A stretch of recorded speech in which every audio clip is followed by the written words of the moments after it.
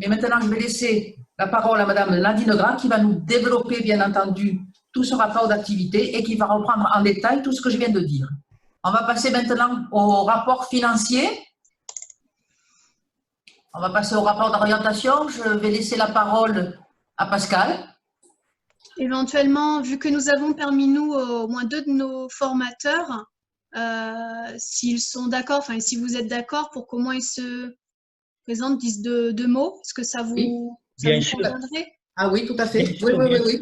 Donc, nous avons un club de Christophe. Donc, après, Christophe Rosanvallon sur les compétences comportementales, Christophe Orjubin, dont la caméra a coupé, mais il ne doit pas être très loin sur d'autres thématiques. Donc, peut-être je propose, puisqu'on voit Christophe Rosanvallon, Christophe, si tu veux nous dire 2 mots sur toi et sur tes formations.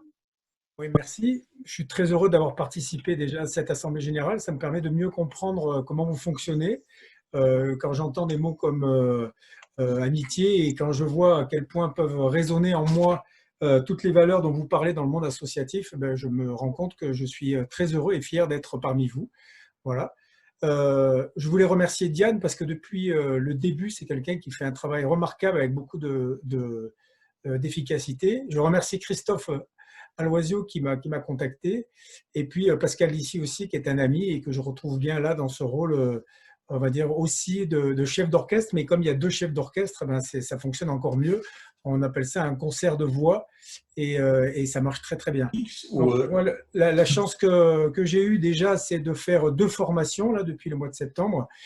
Une première avec c'est assez baroque, on va dire, avec des agriculteurs, éleveurs bovins, qui ont une filière qui fonctionne bien, mais leur coopérative, elle, n'arrive pas à fonctionner en synergie. Et donc, la Chambre d'agriculture des Hautes-Alpes nous a demandé de concocter avec Diane tout un programme. Et nous avons fait ces deux demi-journées de formation. Ça n'a pas été simple parce que c'est un milieu qui n'est pas habitué. Mais c'est là où je dis ça simplement pour corroborer les propos qui ont été tenus jusqu'à maintenant.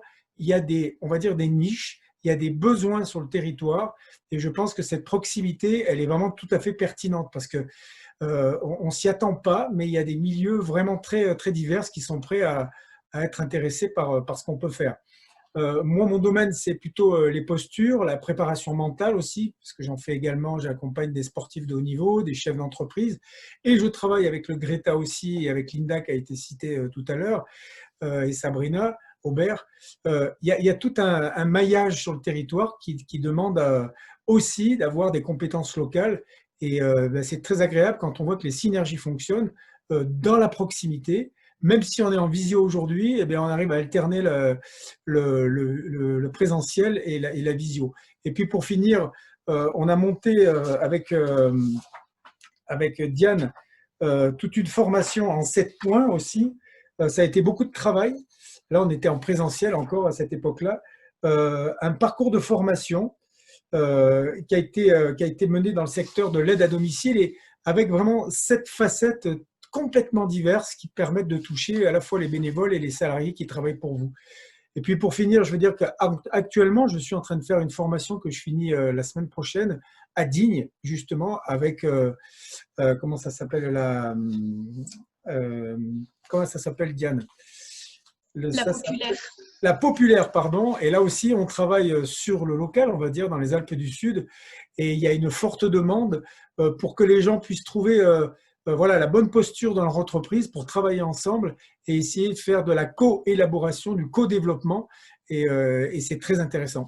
Merci à vous, en tout cas. Vive le milieu associatif actif. Christophe. Merci Christophe. D'autres… Donc, si l'autre Christophe est là, s'il nous entend, eh ben, pour l'instant, il est invisible. Donc, il est à l'association de Gap, donc vu qu'il en est le responsable… Ah, ça y est. Ah, voilà. Christophe, te revoilà parmi nous. Alors, tu as la parole, Christophe. Il a son micro fermé, non? Il n'est pas tout rouge, son micro? Oui, voilà. Ça y est. Donc, Christophe, si tu veux te présenter un petit peu, dire quelles sont les formations que tu dispenses, un peu tes spécialités. Oui, bonjour à tous. Alors, donc j'ai écouté tout le monde, mais en même temps, la visio, ça permet aussi de travailler quand même à côté en vous écoutant. Donc moi, je suis formateur d'abord en secourisme, ensuite en ergonomie et en prévention. Alors là, je suis sur le recyclage de l'APS-ASD, qui est acteur prévention, secours, aide et soins à domicile. Donc là, c'est vraiment une formation qui est sur 3 jours et qui, je crois, devrait augmenter en 2021, je l'espère en tout cas, car ça permet de voir ces 3 volets. Et là, on n'est pas obligé de passer non plus par le SDIS pour faire le secourisme.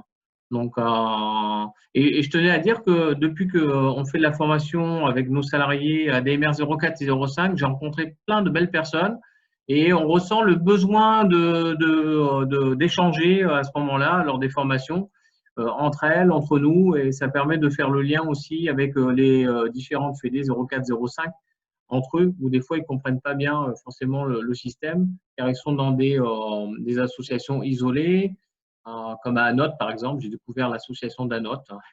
Donc, voilà, j'ai eu beaucoup de satisfaction pour rencontrer ces personnes et vraiment, je pense qu'il faut continuer ces formations pour ce réseau. C'est quelque chose. La formation, c'est, comme disait Diane, une fois, on sait où on apprend. Donc, j'aurais tendance à rester sur ça et à souhaiter bonne vie à Alpes Sud de formation. Merci Christophe. D'autres interventions? Alors, Non? on avait les seuls formateurs actifs du réseau. Diane, est-ce que j'ai la possibilité de rajouter une phrase? Oui. Non, interdit. Je vais essayer d'être synthétique puisque ça fait partie des choses que j'essaie d'enseigner. Je crois que l'intérêt de cet état d'esprit, c'est aussi d'être tous ambassadeurs d'Alpes Sud Formation. C'est-à-dire qu'on a tous intérêt à collaborer, à être des commerciaux, à essayer de proposer nous aussi le catalogue des formations parce que ça nous intéresse personnellement, mais du coup, ça intéresse aussi la structure. Voilà, je pense il y a une interactivité à créer. Merci, pardon. C'est ce que j'appelle le bâton de pèlerin.